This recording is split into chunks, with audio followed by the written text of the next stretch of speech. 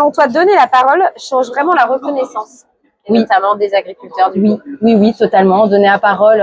Je te dirais déjà, premier point, c'est les agriculteurs envers eux-mêmes.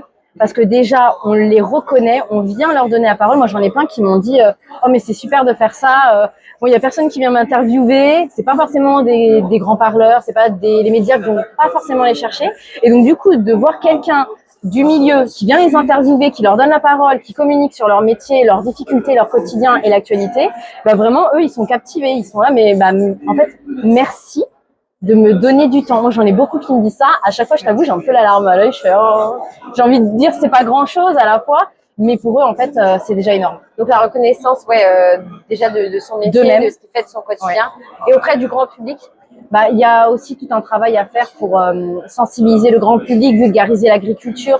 On voit bien qu'aujourd'hui, les consommateurs ont envie de médias courts, rapides, instantanés. Ils veulent de l'émotionnel. Donc, en fait, ces témoignages et le format podcast, c'est l'idéal pour pouvoir se connecter à ces personnes et mieux comprendre à travers leur voix. C'est-à-dire, on parle pas à leur place, c'est vraiment les agris qui parlent d'eux-mêmes et c'est ça qui est captivant. On entend leur voix, leurs accents, d'où on vient, moi plutôt sud, mais même toute la France. Et donc, ça nous fait voyager en fait en même temps. Donc, forcément, ça sensibilise et on transmet.